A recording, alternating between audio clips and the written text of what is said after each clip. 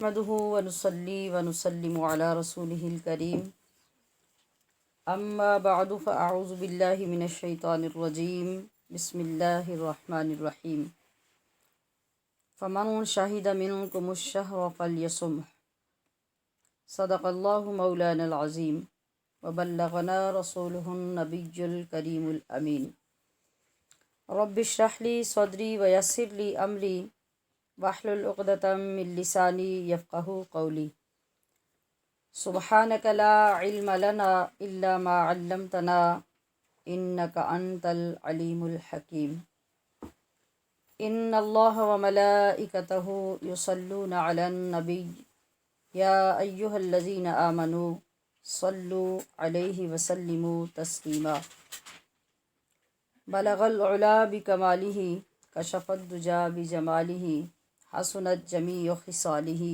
صلوا علیہ وآلہ اللہم صلی علی محمد وعلی آل محمد اللہم صلی علی محمد وعلی آل محمد اللہم صلی علی محمد وعلی آل محمد کما صلیت علی ابراہیم وعلی آل ابراہیم انک حمید مجید اللہم بارک علی محمد وعلی آل محمد کما بارکت علی ابراہیم وعلی آل ابراہیم انک حمید مجید۔ کر عبادت رات دن اے مومن خدا کی ذوق سے، کر عبادت رات دن اے مومن خدا کی ذوق سے، شوقتوں والا مہینہ آ گیا ماہ صیام۔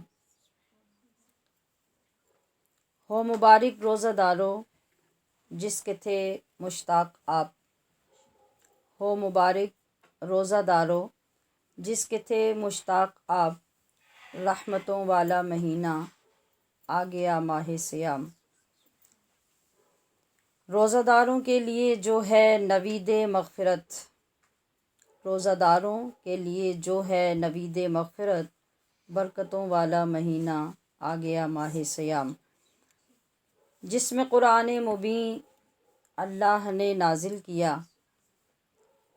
جس میں قرآن مبین اللہ نے نازل کیا، عظمتوں والا مہینہ آ گیا ماہ صیام۔ روزہ داروں کے لیے ہے مژدۂ راحت فزا، روزہ داروں کے لیے ہے مژدۂ راحت فزا، عزتوں والا مہینہ آ گیا ماہ صیام۔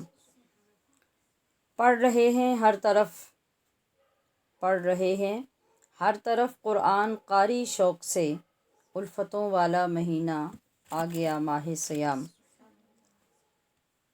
توبہ کر عصیاں سے، توبہ کر عصیاں سے، ہو مصروف تسبیح و درود، دولتوں والا مہینہ آ گیا ماہ صیام۔ اللہ پاک کی رحمت، اس کے فضل، اس کے کرم سے نہ صرف یہ کہ بارش رمضان اور رحمت رمضان کی آج چوتھی صبح ہے،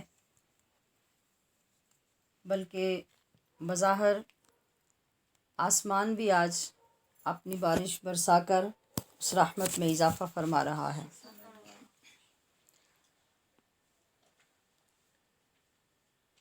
جیسا کہ میں نے پہلے 2 دنوں میں گزارش کی تھی کہ ہم آغاز کے دنوں میں ہی اپنے روزے کی عبادت کو بہترین بنانے کی کوشش کریں گے تاکہ ہمارا وقت ضائع نہ ہو اور ہم جلد اپنی عبادات کی روح حاصل کرنے میں کامیاب ہو سکیں۔ تو اسی ترتیب کے تحت آج ہم اپنے روزے کی عبادت کو پہچاننے کی اور اپنے روزے کے جائزہ لینے کی کوشش کریں گے۔ اسی سے متعلق میں نے سورہ بقرہ کی آیت نمبر 185 میں سے تھوڑا سا حصہ آپ کے سامنے تلاوت کیا۔ رب ذوالجلال ارشاد فرما رہا ہے فمن شہید منکم الشہر فلیصمہ، تم میں سے جو بھی اس ماہ مبارک کو پالے، یعنی یہ ماہ مبارک جس کو نصیب ہو جائے تو اسے چاہیے کہ وہ اس مقدس ماہ کے روزے رکھے۔ اور روزہ ہی سب سے افضل و اعلیٰ عبادت اور اصل عبادت اس ماہ مبارک کی ہے۔ رسول اللہ صلی اللہ تعالی علیہ وسلم نے بھی اس کے متعلق ارشاد فرمایا، جسے حضرت ابو عبیدہ رضی اللہ تعالی عنہ نے روایت کیا۔ آپ فرماتے ہیں کہ سمعت رسول اللہ صلی اللہ علیہ وسلم یقول، کہ میں نے آقائے دو عالم صلی اللہ تعالی علیہ وسلم کو یہ فرماتے ہوئے سنا کہ الصیام جنہ ما لم یخرقھا، کہ روزہ ڈھال ہے جب تک کہ کوئی اس کو پھاڑ نہ دے۔ یہ کس روزے کا ذکر ہے؟ کیا یہ یہی روزہ ہے جو ہمارا ہوتا ہے صبح سے شام تک، یا ایک عرصے سے ہم جس کیفیت کو روزہ سمجھتے ہیں یہی روزہ ہے، یا پھر وہ کون خوش نصیب لوگ ہیں جن کے روزے کا یہ ذکر کیا جا رہا ہے؟ مسلم شریف میں حدیث پاک ہے کہ آپ صلی اللہ تعالی علیہ وسلم نے یہاں تک الفاظ ارشاد فرمائے، صحابہ اکرام سے ایک دن دریافت فرمایا کہ اتدرون ما المفلس، اے صحابہ بتائیے تمہیں معلوم ہے کہ مفلس کسے کہتے ہیں؟ مفلس کون ہوتا ہے؟ قالو، صحابہ اکرام نے عرض کی لا درہم لا ولا متاع، یا رسول اللہ صلی اللہ علیہ وسلم، جس شخص کے پاس نہ پیسہ ہو، نہ مال ہو، نہ درہم ہو، نہ سامان ہو، اس کو مفلس کہتے ہیں۔ آپ علیہ الصلوۃ والسلام نے ارشاد فرمایا نہیں، ان المفلس من امتی، میری امت میں سے مفلس وہ ہوگا من یأتی یوم القیامہ بصلاۃ وصیام وزکوٰۃ، قیامت کے دن وہ اس حال میں آئے گا کہ اس کے پاس نمازیں بھی ہوں گی، اس کے پاس روزے بھی ہوں گے، زکوٰۃ کی نیکی بھی ہوگی، ویأتی، مگر وہ اس حال میں آئے گا قد شتم ھذا وقذف ھذا واکل مال ھذا وسفک دم ھذا وضرب ھذا، اس کے پاس ایک طرف نمازیں ہوں گی، روزے ہوں گے، زکوٰۃ کی عبادت ہوگی، مگر دوسری طرف اس نے کسی کو گالی دی ہوگی، کسی پہ ظلم کیا ہوگا، کسی کا مال ناحق کھایا ہوگا، کسی کا خون بہایا ہوگا، کسی کو مارا پیٹا ہوگا، فیعطیٰ من حسناتہ، تو پھر وہ جو نمازوں اور روزوں اور زکوٰۃ کی نیکیوں کے ساتھ آئے گا تو اس کی وہ نیکیاں لے لی جائیں گی۔ کس لیے؟ یہ جتنے لوگ ہوں گے یہ سب دعوے دار ہوں گے کہ اس شخص نے ہمارے ساتھ ظلم کیا، زیادتی کی، اور اسی طرح سے تکلیف اور نقصان پہنچایا۔ آپ علیہ الصلوۃ والسلام نے ارشاد فرمایا کہ اللہ کریم فرمائے گا کہ اس شخص کی نیکیاں لے لو، اور ان لوگوں کے دعوے اور مطالبے کے مطابق جتنی جتنی نیکیاں ان کے حصے اس کے بدلے میں آتی ہیں، اس کی نیکیوں کے ذریعے ان لوگوں کو بدلہ دلا دو۔ فَإِن فُنِيَتْ حَسَنَاتُهُ، پھر جب وہ تقسیم کرتے کرتے نمازوں والے شخص، روزوں والے شخص اور زکوٰۃ کی نیکی والے شخص کی نیکیاں ختم ہو جائیں گی، قبل ان یقضی ما علیہ، اس سے قبل کہ ابھی تک لوگوں کو انصاف نہیں دلایا جا چکا ہوگا اور اس کے پاس سامان ختم ہو جائے گا، اب کیا ہوگا؟ اُخِذَ مِن خَطَایَاهُمْ فَطُرِحَتْ عَلَیْهِ، پھر وہ جو تقاضا کرنے والے، انصاف مانگنے والے لوگ ہوں گے، پھر اللہ فرمائے گا کہ اب ان کے گناہ لے لو اور وہ اس شخص کے اوپر ڈال دو، وہ اس کے نامہ اعمال میں شامل کر دو، وہ اس کے کھاتے میں ڈال دو۔ فطرحت علیہ، تو ایسے کیا جائے گا کہ جن لوگوں پر اس نے اپنی عبادتوں کے ساتھ ساتھ ظلم کیے تھے، زیادتیاں کی تھی، جب یہ اپنا سامان نیکیوں کا دے کر فارغ ہوگا تو پھر ان لوگوں کے گناہ اس کے اوپر ڈال دیے جائیں گے۔ ثم طرح فی النار، پھر ان گناہوں کے ساتھ اس بندے کو دوزخ میں ڈال دیا جائے گا۔ اب ہمارا مضمون جو آگے چل رہا ہے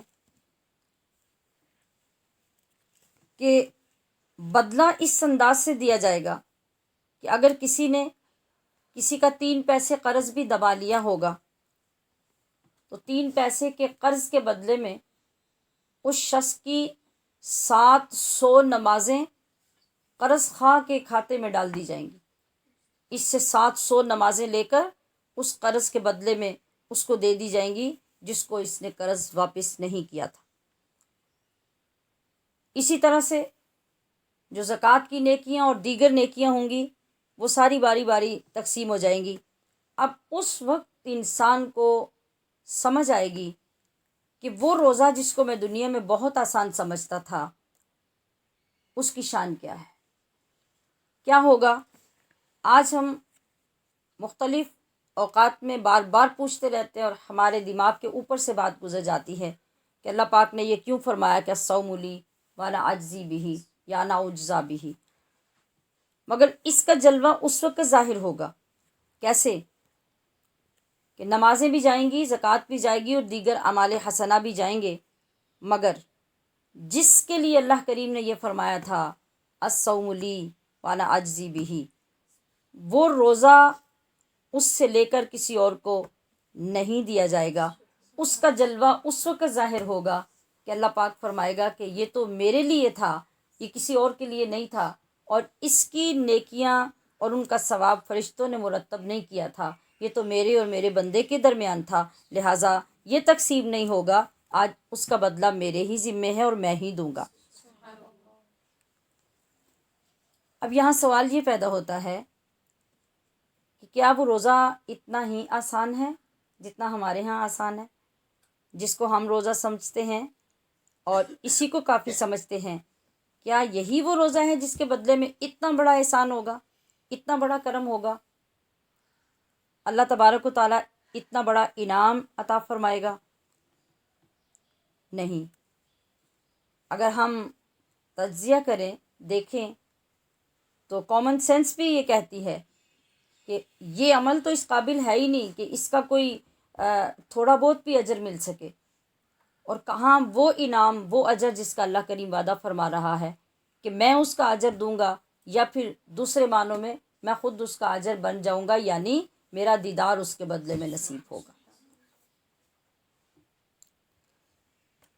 تو اس حیثیت سے جب ہم روزے کو سمجھنے چلیں گے تو ہمیں دیکھنا ہوگا، جیسا کہ پچھلے 1-2 دن کے بیان کے دوران میں نے یہ گزارش کی تھی کہ عام طور پر لوگوں کی 3 کیٹیگریز ہوتی ہیں، تو یہاں روزے کو بھی ہم انہی کیٹیگریز میں تقسیم کر کے دیکھیں گے۔ ایک روزہ ہے عوام کا، دوسرا روزہ ہے خواص کا، اور تیسرا روزہ ہے خصوص الخواص کا۔ وہ کون ہے؟ وہ اللہ کے مقرب ترین بندے ہوتے ہیں۔ تو جتنا جس کا مقام ہوگا، جتنا جس کا ایمان ہوگا، اس کے مطابق ہی اس کا روزہ ہوگا۔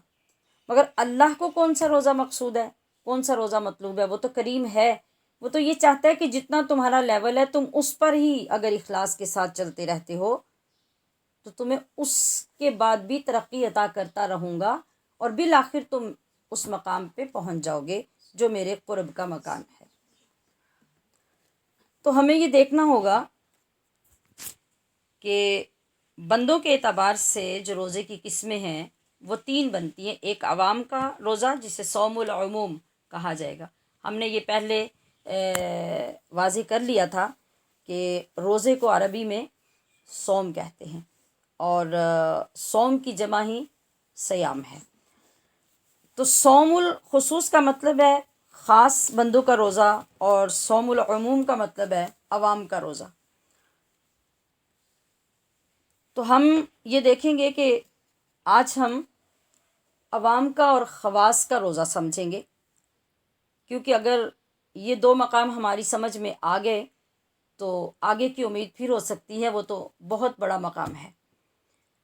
عوام کا روزہ یہ ہوتا ہے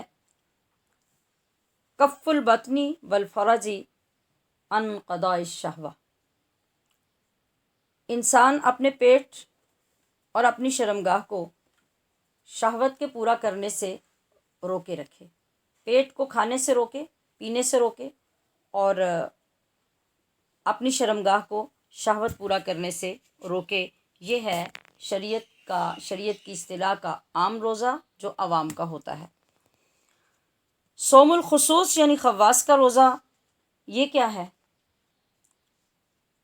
کف النظری واللسانی والیدی والرجلی والسمعی وسائر الجوارح عن الآثام.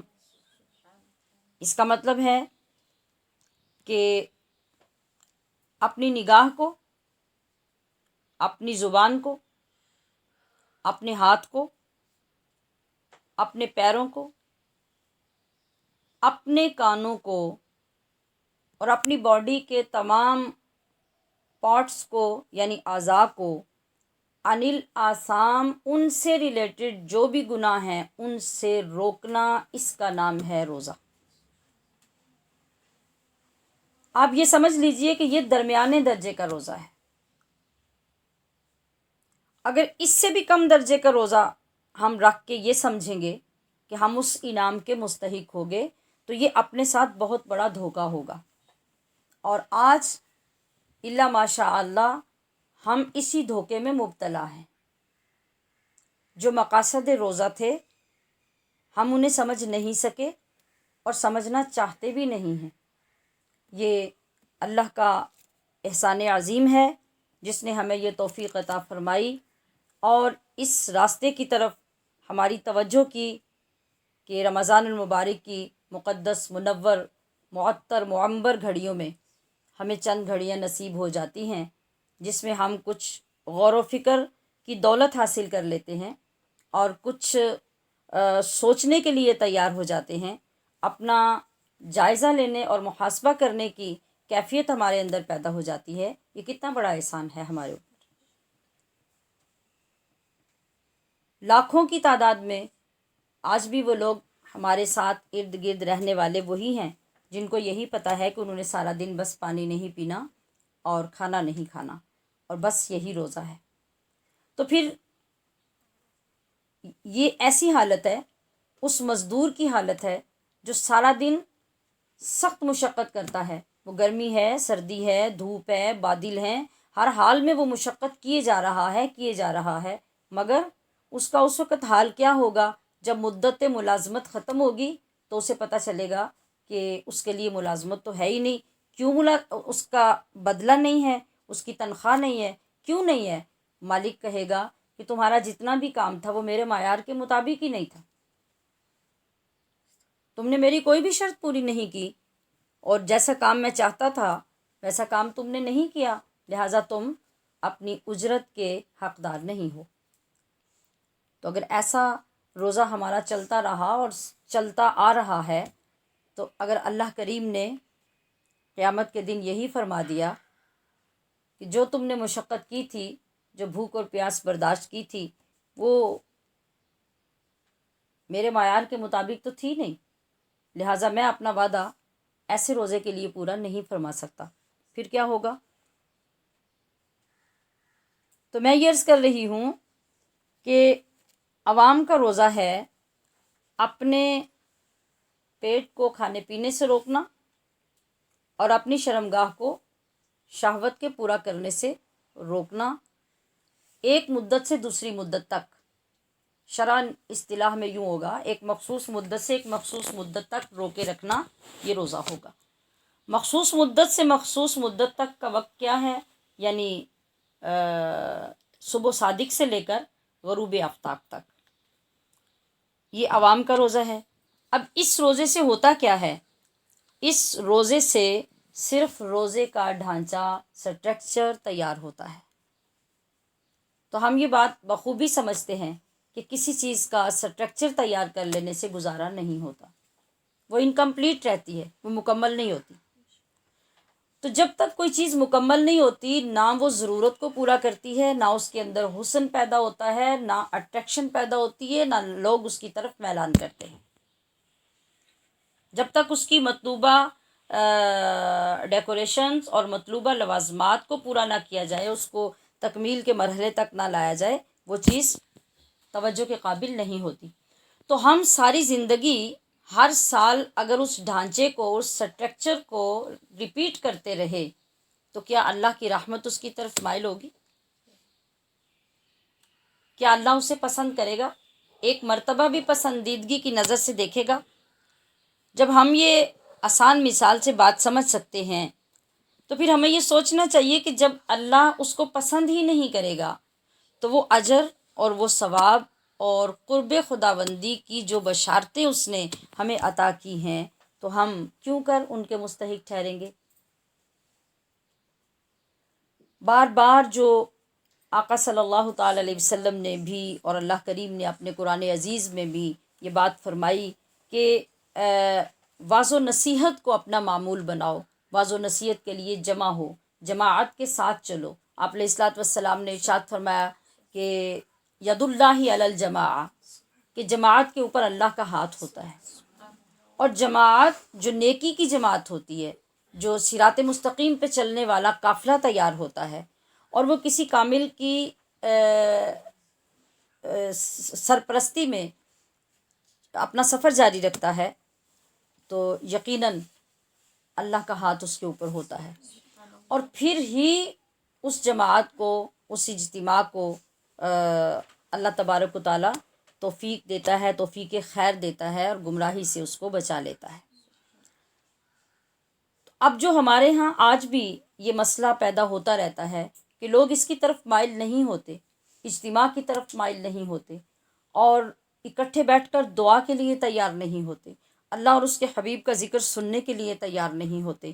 آج عذر ہوتے ہیں، ہمارے پاس وقت نہیں ہے، ہماری فلاں مصروفیت ہے، فلاں مصروفیت ہے۔ یہی وجہ ہے کہ زندگی ہماری بیت جاتی ہے مگر ہم اپنی عبادات کو درست کرنے کے قابل نہیں ہوتے۔ تو خوش نصیب ہوتے ہیں وہ لوگ جن پر اللہ کی نگاہ پڑ جاتی ہے، اور جو جلد ہی ہدایت کی دعا کو، ہدایت کی دعوت کو قبول کر لیتے ہیں اور اس کے دروازے پہ جھکنے کے لیے تیار ہو جاتے ہیں، تو پھر یقیناً اللہ تبارک و تعالیٰ کی طرف سے ملنے والی ان بشارتوں کے بلا مبالغہ وہ مستحق ہو جاتے ہیں، اور دنیا میں ہی انہیں خود اپنی عبادت سے یہ نظر آنے لگ جاتا ہے کہ ہماری عبادت قبول ہو رہی ہے۔ کیا اس کی علامات ہوتی ہیں؟ جس طرح صحت مند شخص کی علامات ہوتی ہیں، مریض کی کچھ علامات ہوتی ہیں، اعلیٰ کردار اور بد کردار شخص کی کچھ علامات ہوتی ہیں، بالکل اسی طرح عبادت گزار کی عبادت کی بھی علامات ہوتی ہیں، جو عبادت گزار کے اپنے اوپر بھی ظاہر ہوتی ہیں اور لوگوں پر بھی ظاہر ہوتی ہیں۔ لوگ جب دیکھتے ہیں تو اس کے چہرے کے اوپر ان عبادات کا ایک نور ہوتا ہے جو اللہ اپنے کرم سے اس کو عطا فرماتا ہے۔ جب وہ خود اپنی طرف نظر کرتا ہے تو اس کا باطن اس کو چمکدار نظر آتا ہے، اس کا قلب روشن نظر آتا ہے، اس کے اندر اللہ کی محبت کا سمندر ٹھاٹھے مار رہا ہوتا ہے، اور وہ یہ چاہتا ہے کہ وہ بار بار اس کے دروازے پہ جائے، اس کی بارگاہ میں جائے، وہ اپنا سر جھکائے، اپنے ہاتھ اٹھا کر اس کی بارگاہ سے دعا مانگے۔ یہ تمام کیفیات جو ہیں یہ اس چیز کی علامات ہوتی ہیں کہ اللہ تبارک و تعالیٰ اس کی عبادات کو قبول کر رہا ہے، اور اس کے اندر شوق فزوں تر ہوتا جاتا ہے، وہ بڑھتا جاتا ہے، وہ کم نہیں ہوتا۔ اب ہم ان چند علامات کو لے کر اگر چلتے رہیں تو ہم خود اپنا احتساب کر سکتے ہیں کہ ہماری عبادت کی حالت کیا ہے، ہماری حالت کیا ہے، ہمارے روزے کی حالت کیا ہے، ہماری نماز کی حالت کیا ہے۔ تو یہ روزہ جو کف البطن والفرج عن قضاء الشہوہ، یہ روزہ ہے سٹرکچر، اس کی اچھی طرح یقیناً آپ کو سمجھ آ گئی ہوگی کہ یہ ڈھانچہ ہے، اس سے وہ فوائد حاصل ہونے والے نہیں ہیں جن کا اعلان اللہ پاک فرما رہا ہے۔ تو پھر ہمیں اس سے آگے کا روزہ مکمل کرنے کی اور اس کو سیکھنے کی کوشش کرنی ہے۔ وہ کیا ہے؟ صوم الخصوص، کف النظر واللسان والید والرجل والسمع وسائر الجوارح، یعنی یہ تو مین اعضاء ہیں۔ کون سے؟ ہماری نگاہ، ہماری آنکھ، جو سب سے پہلے متوجہ ہوتی ہے کسی بھی چیز کی طرف، چاہے وہ حسین و جمیل چیز ہو، چاہے وہ قبیح چیز ہو، آنکھ سب سے پہلے متوجہ ہوتی ہے، اور پھر اس کے اثرات دل کی طرف، دماغ کی طرف اور باقی اعضاء کی طرف باری باری متوجہ ہوتے رہتے ہیں۔ تو نظر کو ان مقامات اور ان چیزوں سے روکنا جن سے اللہ کریم نے منع فرمایا ہے، یہ ہماری آنکھ کا روزہ ہے۔ یہاں سے ہمیں آغاز کرنا ہوگا کہ ہم نے مکمل روزہ اپنا کیسے بنانا ہے۔ سب سے پہلے ہماری آنکھ کا روزہ ہوگا، یعنی جب ہم سحری کھائیں گے اور جب ہم روزے کے لیے نیت کر لیں گے، تو پھر سب سے پہلے ہمیں یہ دیکھنا ہوگا کہ ہم نے سارا دن اپنی آنکھ کا روزہ کس طرح مکمل کرنا ہے۔ دوسرے مقام پہ پھر ہمیں یہ بھی خیال کرنا ہوگا کہ ہم نے اپنی زبان کا روزہ کس طرح مکمل کرنا ہے۔ آنکھ کا روزہ میں نے عرض کر دیا، تو زبان کا روزہ کیا ہوگا؟ آقا علیہ الصلوۃ والسلام نے خوبصورت جملہ عطا فرما دیا، فرمایا کہ جو بھی تم سے زیادتی کرتا ہے، تمہیں گالی دیتا ہے، تمہاری غیبت کرتا ہے، کچھ بھی کرتا ہے، ایک ہی جملہ کہو، انی صائم، انی صائم، انی صائم۔ بس تم جو مرضی کرتے رہو، بھائی میں نے تو روزہ رکھا ہوا ہے، میرا تو روزہ ہے۔ اب کیا ہو رہا ہے؟ اب آپ کے اندر برداشت برداشت برداشت کی ضرورت ہے، تبھی آپ اپنے اس جملے پہ قائم رہ سکیں گے کہ کوئی جو بھی کر رہا ہے اس کے جواب میں آپ ایک بات کر رہے ہیں کہ انی صائم، کہ میں تو روزے سے ہوں، لہٰذا مجھے تمہاری کسی بات کا جواب نہیں دینا۔ ساتھ ساتھ جائزہ لیتے جائیے کہ میں جو گزارشات آپ کے گوش گزار کر رہی ہوں، ان میں سے ہم کسی مقام کو جانتے ہیں یا روزے کے ساتھ ریلیٹ کرتے ہیں، یا یہ سمجھتے ہیں کہ روزے کی حالت میں ان اعضاء کا بھی کوئی کردار ہے؟ کبھی سارے دن میں ہمیں خیال آیا یا نہیں آیا؟ اگر نہیں آیا تو پھر ہمیں فوری طور پہ توبہ کی دعوت دی جا رہی ہے، اور اگر ایسا خیال آتا ہے تو الحمدللہ پھر امید کی جا سکتی ہے کہ رب ذوالجلال ہماری طرف نگاہ فرماتا ہے اور ہماری عبادت کو قبول فرماتا ہے۔ والید، اپنے ہاتھ کو، ہاتھ سے چوری بھی ہوتی ہے، ہاتھ سے ظلم بھی ہوتا ہے، زیادتی بھی ہوتی ہے، کسی کو مارا پیٹا بھی جاتا ہے۔ اب اس کو سحری سے لے کے شام تک روکنا ہوگا۔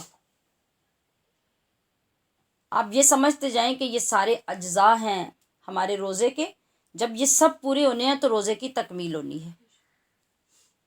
یعنی نظر کو بچانا ہے، حرام تحریر، ایسے موضوعات جو حرام کی طرف خیالات پیدا کرتے ہیں ان کو پڑھنے سے، اگر کوئی سکرین ہے موبائل کی، ٹی وی کی، LED کی، کسی بھی سکرین کے اوپر ایسی چیزیں جو چل رہی ہیں روزے کی حالت میں، ان سے اپنی نظر کو بچانا، اور زبان کو ایسے کلمات کہنے سے، کوئی گانا، کوئی برا موضوع، کوئی برا فقرہ، کوئی جملہ، یا کسی کی دل آزاری کے لیے ہم جو بات کہہ دیتے ہیں، یا غیبت کر دیتے ہیں، یا چغلی کر دیتے ہیں، یا جھوٹ بول دیتے ہیں، یہ سب چیزیں زبان کے ساتھ تعلق رکھتی ہیں۔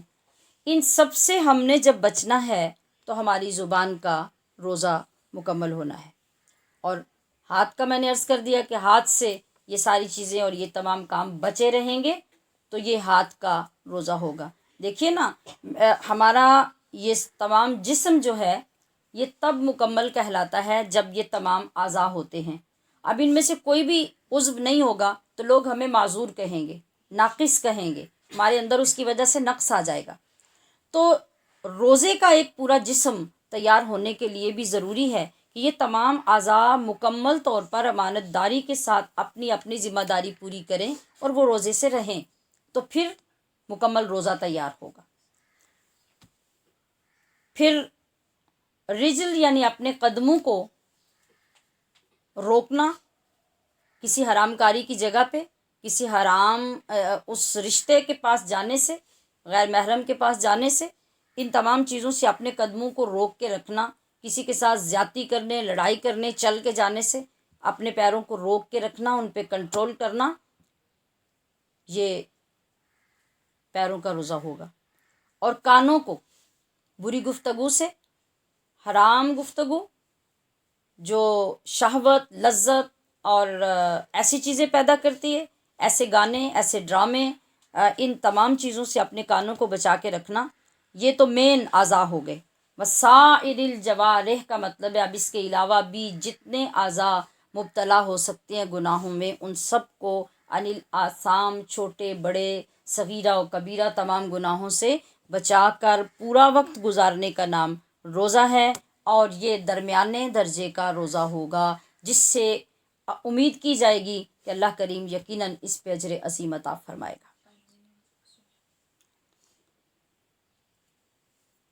اب ان قواعد کے ساتھ اور ان پیمانوں کے ساتھ ہم اپنے روزے کو پرکھ سکتے ہیں کہ ہمارا روزہ کس درجے پہ ہے۔ ہمارے لیے اب یہ آسان ہو گیا۔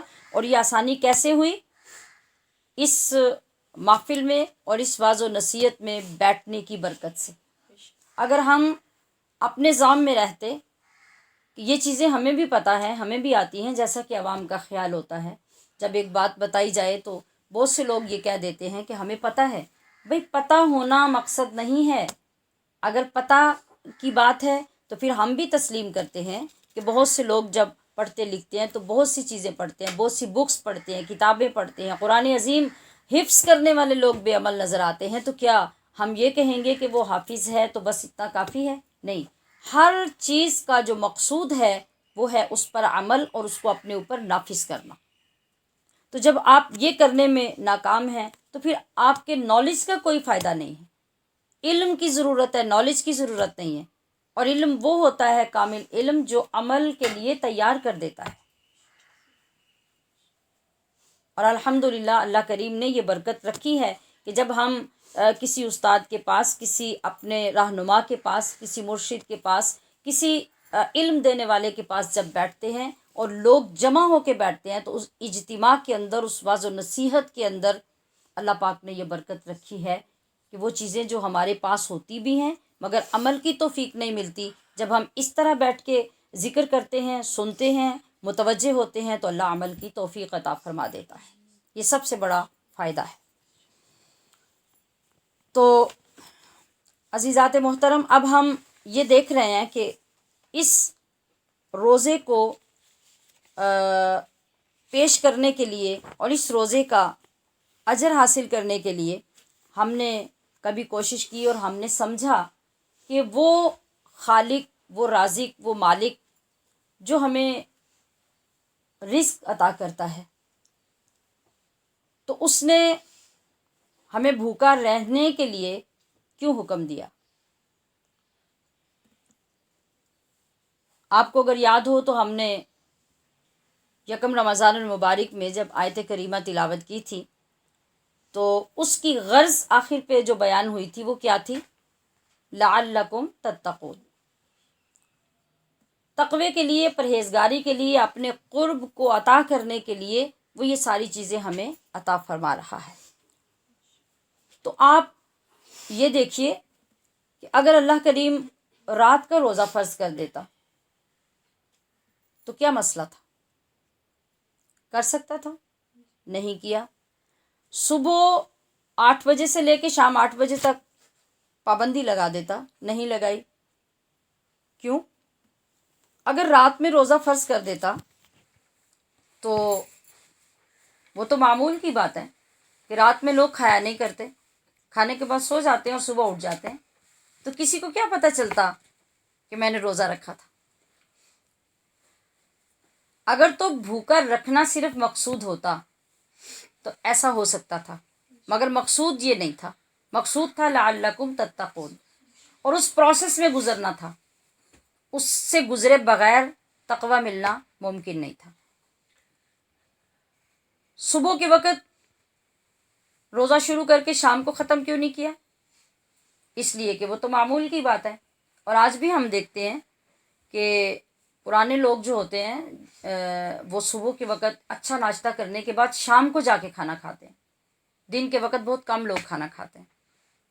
یہ تو آج ہمارے زمانے میں ہمارے یہ رواج ہیں کہ ہمیں بھوک ہو یا نہ ہو، ہم نے لوگوں کو بتانا ہوتا ہے کہ ہم دن میں اتنی بار کھاتے ہیں اور ہمارے ہاں دن میں اتنی مرتبہ یہ چیزیں تیار ہوتی ہیں، یہ چائے کا ٹائم ہے اور یہ فاسٹ فوڈ کا ٹائم ہے اور یہ دوپہر کا ٹائم ہے اور یہ شام کا ٹائم ہے اور یہ، ورنہ ایسا نہیں ہوتا۔ تو پھر اب اگر اللہ کریم ان اوقات میں روزہ فرض کر دیتا تو پھر بھی کوئی مسئلہ نہ ہوتا۔ اللہ تبارک و تعالیٰ کو دیکھنا یہ مقصود تھا کہ میرا بندہ میرے پیار میں، میرا بندہ میری فرما برداری میں، میرے حکم کی اطاعت میں کتنا پابند ہوتا ہے اور اس کے اندر کتنا جذبہ پیدا ہوتا ہے۔ لہٰذا اس رب نے ہمیں حکم دیا کہ خلاف معمول جس وقت عام طور پہ سخت نیند آ رہی ہوتی، رات میں بھی اگر کسی کو نیند نہیں آتی تو فجر کے قریب تو بالآخر اس کو نیند آ جاتی ہے، اس وقت اٹھو، اس وقت اٹھ کے کھانا تیار کرو، اس وقت سحری کھاؤ، اس وقت روزہ رکھو، تاکہ مجھے پتہ چلے کہ تمہیں میرے ساتھ کوئی لگاؤ، کوئی محبت، کوئی تعلق ہے کہ نہیں۔ اب ہم اللہ کی بات کو مانتے ہیں اور ہم کھانا نہیں کھاتے، کھانا تو ہے ہمارے پاس، کھانا تیار ہے، ہمارے گھر میں کھانا پڑا ہے، بہت سی چیزیں ہیں، مگر ہم ایسا نہیں کرتے۔ کیوں؟ اس لیے کہ اللہ کا حکم ہے اور ہم اپنی خواہش پر اللہ کے حکم کو بڑا سمجھ رہے ہیں، اور اس حکم کو بڑا سمجھ کر کھانا ہونے کے باوجود، تنہائی میسر ہونے کے باوجود ہم کھانا نہیں کھاتے۔ یہاں ایک بات غور طلب ہے، مختصر وقت کی وجہ سے میں ایک بات کا ذکر کر رہی ہوں، ورنہ تو ڈھیر ساری باتیں نکلیں گی اور وہ ساری ہی غور طلب ہوں۔ کیا چیز غور طلب ہے؟ کہ اللہ کریم نے جو ہمیں کھانا نہ کھانے کا پابند کیا تھا، اس کے پیچھے تو کوئی مقاصد تھے، اس کی روح اس کے اندر تھی، ہم نے روح کو بھی اگنور کر دیا اور مقاصد سے بھی صرف نظر کر لیا، تو بس ہم نے سمجھ لیا کہ کل روزہ یہ ہے کہ روٹی سامنے پڑی ہے تو نہیں کھانی، پانی ہے تو نہیں پینا، اور پھل ہے تو نہیں کھانا، بس یہ ہمارا روزہ ہے اور یہی اللہ کا مقصد تھا۔ حالانکہ ایسا نہیں ہے۔ جب ہم نے یہ بات مانی تو پھر ہمیں یہ بھی دیکھنا چاہیے تھا کہ اس بات کے فرض کرنے میں مقصد کیا ہے۔ اصل میں تو یہ ایک تربیتی پیریڈ ہوتا ہے، ٹریننگ کا ایک وقت ہوتا ہے جو ہم گزار لیتے ہیں، مگر وہ ٹریننگ لیتے کیوں ہیں؟ وہ پیریڈ ہمارے درمیان آتا کیوں ہے؟ اس کو ہم سمجھتے نہیں ہیں، اور اس کے سیکھنے کے بعد، یہ بہت ہی امپورٹنٹ پوائنٹ ہے، اسے غور سے سماعت فرمائیے گا، اس کو سیکھنے کے بعد، کوئی بھی ٹریننگ لینے کے بعد جو انسان پر ذمہ داریاں عائد ہوتی ہیں، ہم ان کو ایکسیپٹ کرنے کی بجائے دانستہ ان سے اوائڈ کرتے رہتے ہیں، ان کو اپنے اوپر لاگو کرنے کے لیے تیار نہیں ہوتے، اور یہیں سے ہم غلط ہو جاتے ہیں۔ کیسے؟ آپ دیکھیں کہ جب بھی آپ کسی ٹریننگ سینٹر میں جاتے ہیں تو آپ کے ذہن میں ایک چیز ہوتی ہے جو آپ سیکھنے جا رہے ہوتے ہیں، وہ کتنے عرصے کا کورس ہے، آپ نے کتنا ٹائم پڑھنا ہے، آپ اس کے لیے باقاعدہ ایڈمیشن لیتے ہیں، وہاں جا کے سیکھتے ہیں۔ کوئی کورس ہے تو آپ وہ کورس کرتے ہیں، تو اس کے پیچھے بھی آپ کی ایک سوچ کار فرما ہوتی ہے، آپ اس لیے وہ کورس کرتے ہیں۔ اب کورس کرنے کے بعد کوئی شخص آپ کو دیکھے کہ جیسا کورس کرنے سے پہلے آپ کورے تھے، کورس کرنے کے بعد بھی آپ ویسے کے ویسے ہی ہیں، جیسے کل ہم آپ سے بات کر رہے تھے کہ عرصہ دراز گزر گیا پڑھتے ہوئے، مگر اپنی ذمہ داری کو پہچانا نہیں، تو آپ کو کیا لگا کہ آپ کو اس پڑھائی کا کوئی فائدہ ہوا؟ عرصہ ختم ہو گیا، مدت ختم ہو گئی، خرچ جو کرنا تھا وہ کر لیا، مگر جس کے لیے یہ سب کچھ کیا وہ تو ہم نے سیکھا ہی نہیں، اس کی طرف تو ہماری توجہ ہی نہیں ہے۔ تو بلا تمثیل آپ دیکھیے کہ اس وقت لاک ڈاؤن میں ہمارے بہت سے مدارس، بہت سے ادارے، انسٹیٹیوٹس، یہ اپنے اپنے مطابق مختلف کورسز کروا رہے ہیں آن لائن، گھروں میں بیٹھے ہوئے۔ اگر کوئی تفسیر کا کورس کروا رہا ہے تو کیوں کروا رہا ہے؟ اگر کوئی تجوید پڑھا رہا ہے تو کیوں پڑھا رہا ہے؟ اگر فقہ کے مسائل آپ کو سکھا رہا ہے تو کیوں سکھا رہا ہے کہ آپ فقہ کے مسائل کا کورس پورا کر لیں، 40 دن کا، 2 ماہ کا، 3 ماہ کا، مگر وضو پھر غلط کریے گا، اس کے فرائض و واجبات کی طرف کوئی توجہ نہ کریے گا، جب نماز پڑھیں تو نماز کی غلطیاں بدستور جاری رکھیے گا، آپ اس لیے کورس کریں گے؟ ہرگز نہیں، کوئی بھی اسے تسلیم نہیں کرے گا کہ ہم نے اس لیے کیا، بلکہ وہ جو پہلے کی غلطیاں نادانستگی اور بے علمی کی وجہ سے ہوئی تھی، ہم ان پہ افسوس بھی کریں گے، نادم بھی ہوں گے، اور سیکھنے کے بعد ان کو فالو بھی کریں گے۔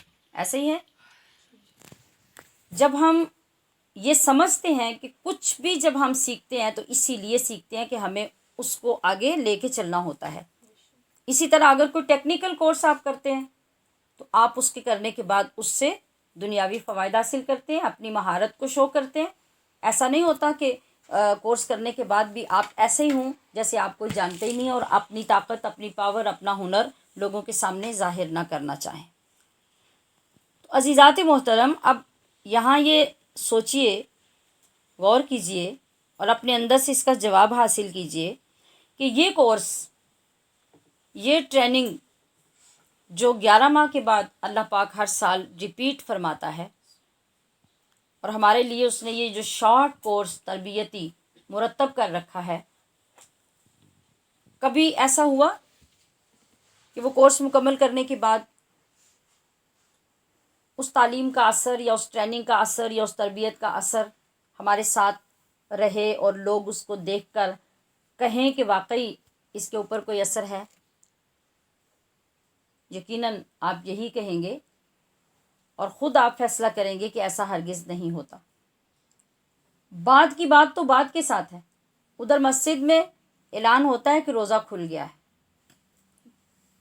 اور ادھر ہماری ساری توجہ دسترخوان پہ ہوتی ہے، اور ہماری یہ کوشش ہوتی ہے کہ جتنا زیادہ ہم کھا سکتے ہیں اتنا زیادہ کھا لیں۔ تو پھر وہ جو اتنے گھنٹے ہم نے بھوک میں گزارے تھے، جو ٹریننگ کے لیے، تربیت کے لیے اللہ پاک نے ہمارا ایک وقفہ رکھا تھا، اس کا مقصد تو ختم ہو گیا، ہم نے اسے ختم کر دیا۔ یہ تو روزوں کے اندر ہی ہم کر رہے ہیں، اور روزے ختم ہونے کے بعد جس طرح سے ہم عید مل رہے ہوتے ہیں اپنے عزیز و اقارب سے، اسی طرح شیطان کو بھی گلے لگا رہے ہوتے ہیں، اور اس کو احساس دلا رہے ہوتے ہیں کہ بھئی تمہارے بغیر تو ہمارا مہینہ بہت اوکھا گزرا ہے۔ تو عزیزات محترم، اب اس طرح سے ہم نے بہت عرصہ زندگی کا گزار لیا، اور ہمیں دیکھ کر ہمارے پیچھے آنے والی جو جنریشنز ہیں وہ ہم سے 4 ہاتھ اور پیچھے جا رہی ہیں۔ تو اللہ کا کروڑ بار شکر ادا کیجئے، وہ تمام بزرگ خواتین اور وہ تمام مائیں اور بہنیں اور گھروں میں سرپرست خواتین جو ہیں، جو محافل میں تشریف لاتی ہیں، وہ ان لمحات کو غنیمت سمجھیں، اور کوشش کے ساتھ، قصد کے ساتھ، آج کل موقع بھی ہے کہ آپ کی بچیاں گھروں میں فارغ بھی ہیں، ان کے پاس وقت بھی ہے، تو آج وقت کے عذر پیش مت کریں، بلکہ اللہ کا احسان اپنے اوپر سمجھیں، اور اس میں اگر 1 گھنٹہ 1.5 گھنٹہ آپ کا صرف ہو جاتا ہے تو آپ دیکھیں کہ آپ کی پچھلی زندگی کا بھی ازالہ ہو رہا ہے، اور جو باقی بچ گئی ہے اس کے لیے بہترین انتظام ہو رہا ہے، اور آپ کی اولادوں کے لیے اللہ پاک علم کے راستے کھول رہا ہے۔ تو اب ہمیں سمجھ کے آئی کہ جس طرح سے ہم کوئی لینگویج کورس کرتے ہیں، یا شریعت کا کوئی کورس کرتے ہیں، یا قرآن و تفسیر کا کوئی کورس کرتے ہیں، یا فقہ اور تجوید کا کورس کرتے ہیں، تو کورس کرنے کے بعد لوگ ہم میں واضح فرق دیکھتے ہیں۔ پہلے ہمیں قرآن پڑھنا نہیں آتا تھا، تجوید کا کورس کیا، اب لوگ ہمارے پڑھنے سے خود محسوس کر رہے ہیں کہ الحمدللہ ہم نے تجوید کے ساتھ قرآن پڑھنا سیکھ لیا ہے۔ تو اللہ رب العزت نے شیطان سے بچنے، اس کو مغلوب کرنے، ہمیں اپنے باطن کو صاف کرنے، اجلا کرنے کے لیے یہ تربیتی مہینہ عطا فرمایا۔ تو پھر اس مہینے کے بعد باقی مہینوں میں ہمارے اوپر اس کا اثر جب تک نظر نہیں آئے گا تو پھر ہماری تربیت تو ناقص رہ جائے گی، گویا ہم نے اس سے کچھ بھی نہیں سیکھا۔ اب اس سے کیا ہوتا ہے؟ اب باقی کیا بچ جاتا ہے؟ صرف بھوک اور پیاس۔ تو بھوک اور پیاس کے لیے تو خود نبی کریم صلی اللہ تعالی علیہ وسلم کا ارشاد گرامی ہے، آپ نے فرمایا کہ جس شخص نے روزہ اسی بات کو سمجھا کہ اس نے سارا دن بھوک پیاس برداشت کی اور برائی کی باتیں، بے حیائی کی باتیں نہیں چھوڑی، تو اس کے پاس جو چیز جمع ہوگی وہ بھی بھوک اور پیاس ہی ہوگی، اس کے سوا اس کے نامہ اعمال میں کچھ نہیں ہوگا، اور ایسی بھوک اور پیاس کا اجر اللہ پاک نہیں دے گا، نہ ہی اس نے ایسے روزے کے اجر کا کوئی وعدہ فرمایا ہے۔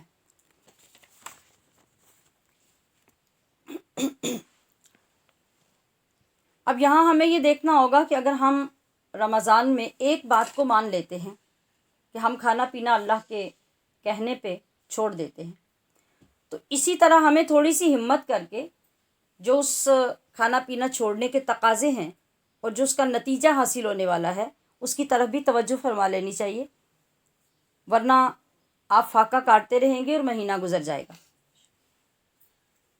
ہمیں یہ دیکھنا ہوگا، پہچاننا ہوگا کہ روزے میں اور بھوک میں کیا فرق ہے۔ روزہ وہ چیز ہے کہ اس کے تقاضوں کے مطابق جب ہم مقررہ وقت تک بھوک اور پیاس برداشت کرتے ہیں تو وہ روزہ ہمارے اندر برداشت پیدا کرتا ہے، پھر وہ بھوک اور پیاس جو ہے وہ ہمارے اندر تحمل پیدا کرتی ہے، حوصلہ پیدا کرتی ہے، صبر پیدا کرتی ہے، ہمدردی اور احساس پیدا کرتی ہے، اور یہی اصل مقصد ہے۔ جیسا کہ رمضان المبارک کے استقبالیہ خطبہ میں بھی آپ صلی اللہ تعالی علیہ وسلم نے ارشاد فرمایا کہ یہ ہمدردی کا مہینہ ہے، یہ معانست کا مہینہ ہے، یہ صبر کا مہینہ ہے، یہ مواخات کا مہینہ ہے، اور یہ سب چیزیں اسی روزے سے ہمیں حاصل ہوتی ہیں جب ہم ان تقاضوں کے ساتھ روزہ پورا کرتے ہیں۔ اگر اللہ کریم توفیق عطا فرمائے تو کبھی قصد کے ساتھ صبح سے لے کے رات تک ایک روزہ مکمل کر کے دیکھیے، اور پھر اس کے اثرات دیکھیے گا کہ اسی رات میں آپ کو اس کے اثرات نظر آئیں گے۔ یہ فلسفہ نہیں ہے، یہ کوئی کہانی نہیں ہے، یہ رب ذوالجلال کی فرمائی ہوئی حقیقت ہے۔ اور پھر ہمارے اندر ذوق بھی ڈیولپ ہوگا، بڑھے گا، اور ہمارا دل چاہے گا کہ ہم روزہ رکھیں تو ایسا ہی روزہ رکھیں۔ تو میں یہ عرض کر رہی تھی کہ ایک بھوک اور پیاس صرف بھوک پیاس ہے، دوسری بھوک اور پیاس ان تقاضوں کے ساتھ ہے جس کا نام روزہ ہے۔ تو جب آپ ان دونوں کے اندر محسوس کریں گے تو دونوں میں بہت بڑا فرق ہوگا۔ اگر انسان کو دیکھا جائے تو کھانا پینا انسان کی بنیادی ضرورت ہے، مگر آپ کیا کرتے ہیں؟ آپ ان ضرورتوں سے دستبردار ہو جاتے ہیں۔ کیوں؟ اس لیے کہ آپ نے اپنی ضرورتوں سے اللہ کے حکم کو بڑا تسلیم کر لیا. اور اگر اس فرما برداری کو دیکھیں تو یہ بڑی خوبصورت بات ہے. آپ کے پاس کوئی ہے یا نہیں ہے، آپ کو کوئی فورس کر رہا ہے یا نہیں، کوئی دیکھ رہا ہے یا نہیں، آپ اپنے دل سے یہ جان رہے ہیں کہ میری خواہش سے بڑا اللہ کا حکم ہے. میں کھانا نہیں کھاؤں گی، میں پانی نہیں پیوں گی، میں اپنے رب کے حکم کو مانوں گی. کاش کہ یہی جذبہ ہمارے اندر ہر حکم کو ماننے کے لیے پیدا ہو جائے تو کیا نورانیت پیدا ہو جائے پوری کائنات کے اندر. اصل منشا تو اللہ تعالیٰ کی یہی ہے کہ کائنات میں اللہ پاک وہ نورانیت دیکھنا چاہتا ہے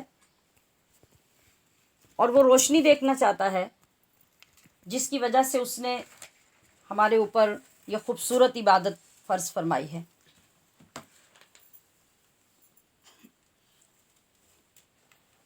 تو اب ہم یہ دیکھ رہے ہیں کہ کھانا ہماری ضرورت ہے مگر ہم نے چھوڑ دیا، اللہ کے حکم کو بڑا مانا اور بھوک کو برداشت کر لیا. اب ہم یہ دیکھیں گے کہ اگر وہ بھوک برداشت کرنا اور سارا دن کا کھانا چھوڑنا ہمارے لیے قرب خداوندی کا باعث ہی نہیں بنا تو مجھے بتائیے کہ اس بھوک اور پیاس کو برداشت کرنے کا ہمیں فائدہ ملا؟ ہرگز نہیں. ہم نے ایک چیز کو، ایک جز کو مانا، نہ ہم نے اس کا مقصد، اس کا نتیجہ ملحوظ رکھا، نہ جو اللہ پاک ہمیں عطا کرنا چاہتا تھا اس کو حاصل کرنے کی تڑپ اپنے اندر پیدا کی. اگر یہ کر لیتے تو پھر یہ صورتحال نہ ہوتی. آپ اس مثال کو سمجھیے، نماز کو دیکھیے. نماز کیا چیز ہے؟ اگر آپ جدید طریقہ علاج اور مختلف پریکٹس اور مختلف ایکسرسائز کے حوالے سے دیکھیں تو نماز ایک خوبصورت یوگا پریکٹس ہے جس سے بہت سے جسمانی فائدے حاصل ہوتے ہیں. مگر کیا نماز اصل میں اس پریکٹس کا نام ہے؟ نہیں. کیا نماز اس ایکسرسائز کا نام ہے؟ نہیں. کیا نماز سے جسمانی فائدے اور علاج حاصل کرنا مقصود ہے؟ نہیں. نماز کا اصل مقصد کیا ہے؟ وہ قرآن عظیم فرماتا ہے ان الصلاۃ تنہی عن الفحشاء والمنکر، کہ نماز تو تمہیں بے حیائی اور برے کاموں سے روکتی ہے. اب ہم دیکھتے ہیں کہ نمازی نماز بھی پڑھتا ہے، برے کام بھی کرتا ہے. نمازی نماز بھی پڑھتا ہے، وہ بے حیائی کے کاموں میں بھی پڑا ہوتا ہے. تو ایسا کیوں ہو رہا ہے؟ نتیجہ اس کے برعکس کیوں آ رہا ہے؟ کیا خدا نخواستہ نماز کمزور ہو گئی؟ نہیں. آپ نماز پڑھ ہی نہیں رہے. آپ نماز پڑھ ہی نہیں رہے. آپ صرف پریکٹس کر رہے ہیں، آپ صرف ایکسرسائز کر رہے ہیں. اگر آپ نماز پڑھتے تو پھر وہ نماز یقیناً آپ کو بے حیائی سے روکتی، برے کاموں سے روکتی. کون سی نماز؟ جس نماز میں آپ نے کہا تھا صراط الذین انعمت علیہم غیر المغضوب علیہم ولا الضالین، کہ اے اللہ ہم نے اس راستے کو چنا ہے، اس راستے کی طلب ہے تجھ سے جس راستے پہ چلنے والوں پہ تو نے انعامات نازل کیے. اور مغضوب اور ولا الضالین جو لوگ ہیں ہمیں ان کا راستہ نہیں چاہیے. ہم نے خود کہا، ہم نے خود مانگا، مگر سلام پھیرنے کے بعد ہم نے اس کی پرواہ ہی نہیں کی. پرواہ کیوں نہیں کی؟ اس لیے کہ ہم نے نماز پڑھنے کی ذمہ داری ہی پوری نہیں کی تھی. نماز پڑھنے کی ذمہ داری یہ تھی کہ ہم جو اللہ سے کہنے جا رہے تھے ہمیں اس کا پتہ تو ہوتا ہم کیا کہہ رہے ہیں. تو ہمیں تو یہ پتہ ہی نہیں ہم نے سورہ فاتحہ میں اللہ سے کیا کہا ہے. کچھ مانگا ہے، کچھ بتایا ہے، سوال کیا ہے، خبر دی ہے، طلب کی ہے، کچھ بھی پتہ نہیں ہمیں. لہٰذا سلام پھیرنے کے بعد ہم پھر برے ہوتے ہیں، ہم پھر بے حیائی کے کاموں کی طرف جاتے ہیں.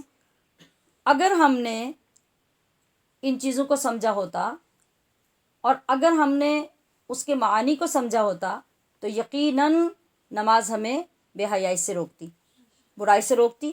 مگر ہم نے نماز پڑھی نہیں ہے اور ہم پھر اس کو سمجھنے کے لیے بھی تیار نہیں ہوتے. جب ہم یہ کہتے ہیں، یعنی جس طرح ہم بچے سے کہتے ہیں نا کہ روزہ ٹوٹ جاتا ہے، وہ کہتا ہے کیسے ٹوٹتا ہے؟ اس لیے کہ بچے کو یہ پتہ ہوتا ہے کہ جب کوئی چیز ٹوٹتی ہے تو وہ 2 ٹکڑے ہوتی ہے، کئی ٹکڑوں میں تقسیم ہو جاتی ہے، گرتی ہے، اس کی آواز آتی ہے، وہ خراب ہو جاتی ہے، اس کو ٹوٹنا کہتے ہیں. لیکن جب عمر کے ساتھ آپ میچور ہوتے ہیں تو آپ کو یہ پتہ چلتا ہے کہ ٹوٹنا صرف گر کے ٹوٹنے کو نہیں کہتے، ٹوٹنے کی اور بھی بڑی صورتیں ہوتی ہیں. ساری زندگی ٹوٹے ہوئے دلوں کے ساتھ ہم پھرتے رہتے ہیں، کوئی پہچانتا ہی نہیں ہے، وہ بھی تو ٹوٹنا ہوتا ہے.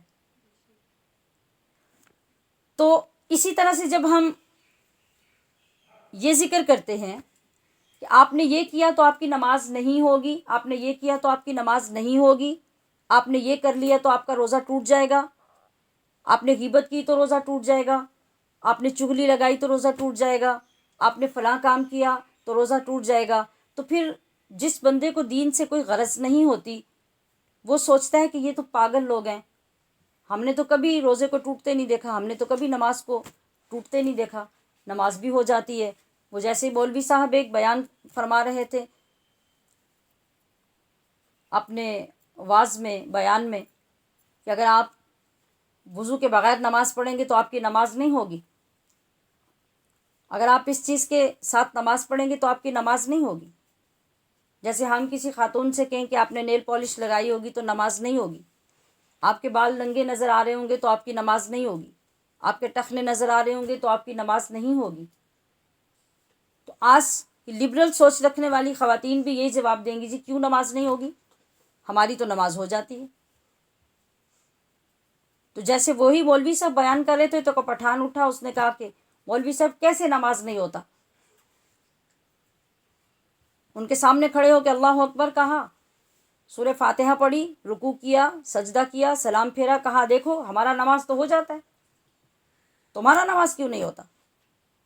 تو ہمارے لوگوں کا یہ حال ہے، وہ یہ کہتے ہیں کہ کیسے ہمارا روزہ نہیں ہوتا، ہم نے سارا دن کھانا نہیں کھایا، ہم نے روٹی نہیں کھائی، ہم نے پانی نہیں پیا، تو کون کہتا ہے روزہ نہیں ہوا اور روزہ ٹوٹ گیا، ہمارا روزہ تو ہو گیا. تو بس وہ روزہ ایسے ہی ہوتا ہے جیسے اس پٹھان کی نماز ہو جاتی ہے. اس نے یہی سمجھا کہ نماز رکوع کرنے کو کہتے ہیں، نماز سجدہ کرنے کو کہتے ہیں، نماز سلام پھیرنے کو کہتے ہیں، تو نو پرابلم، وہ تو ہو گیا سب.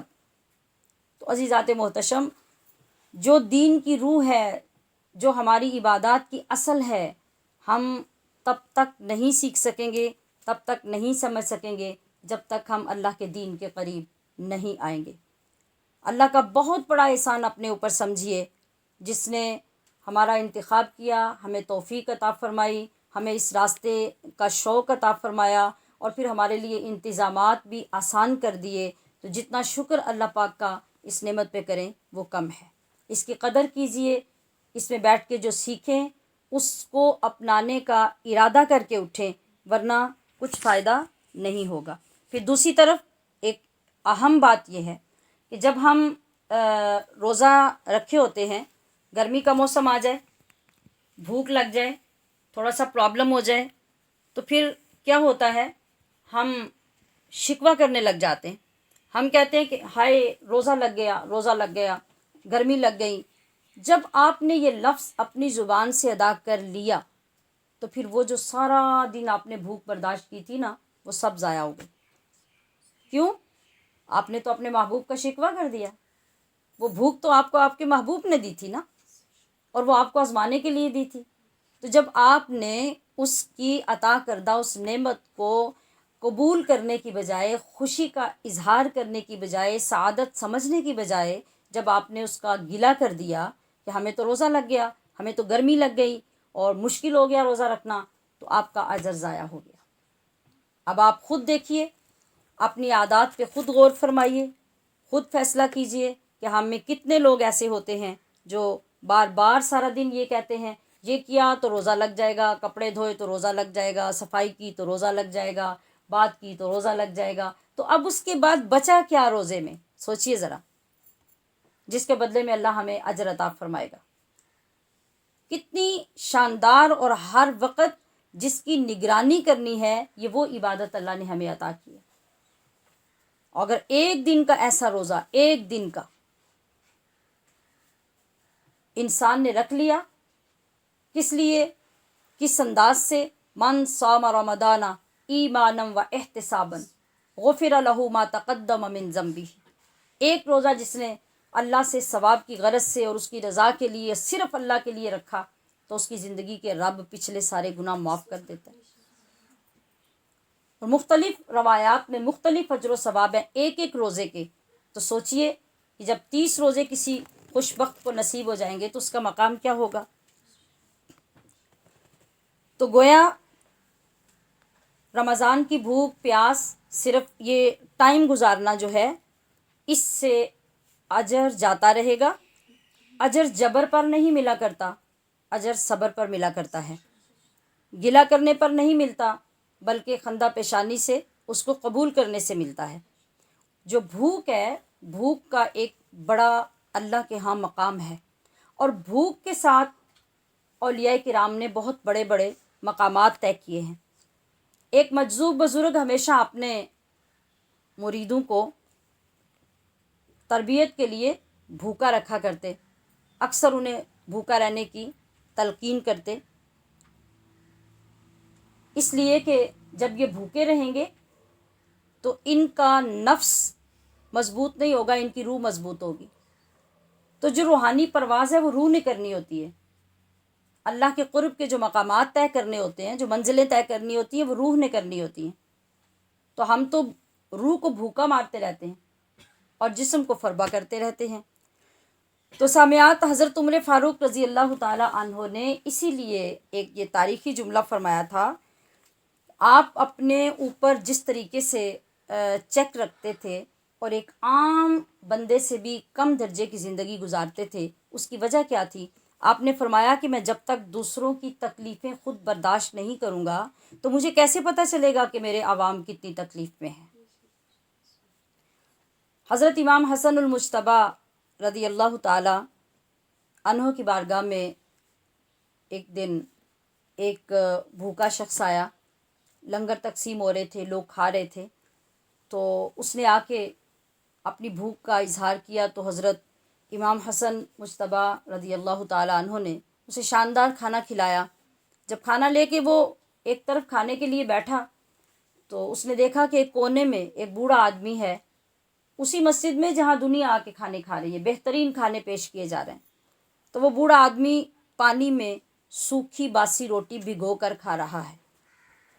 تو وہ شخص آیا، آ کے حضرت امام حسن سے کہنے لگا کہ حضرت آپ اتنے لوگوں کو کھلا رہے ہیں، وہ آپ ہی کی مسجد میں ایک بوڑھا آدمی سوکھی روٹی پانی میں بھگو کے کھا رہا ہے، آپ اس کو بھی کھانا کھلا دیجئے۔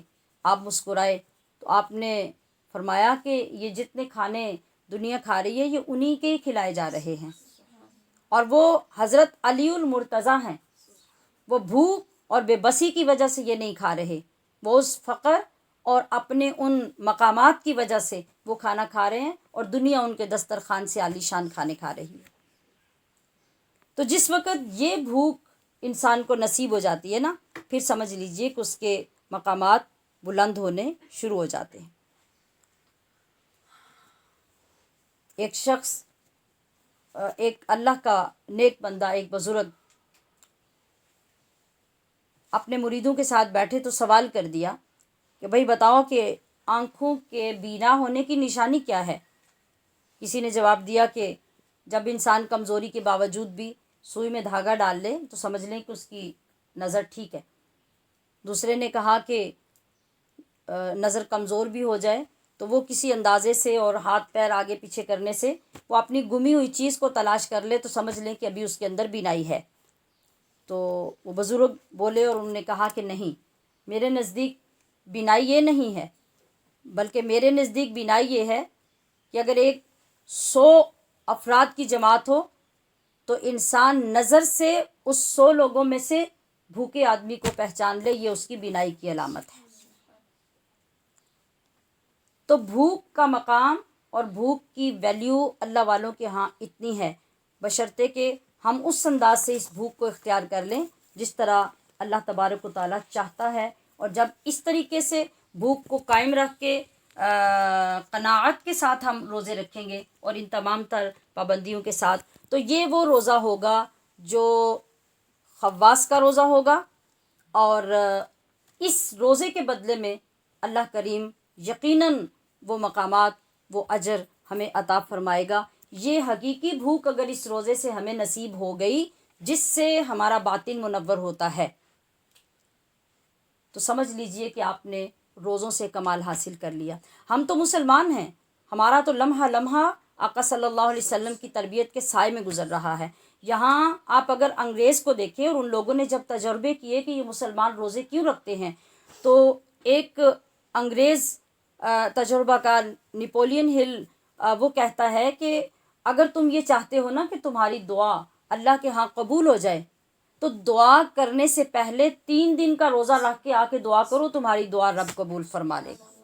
اللہ پاک ہم سب کو ایسا روزہ نصیب کرے اور اس کے لیے کوشش کرنے کی توفیق عطا فرمائے۔ وآخر دعوانا ان الحمد للہ رب العالمین۔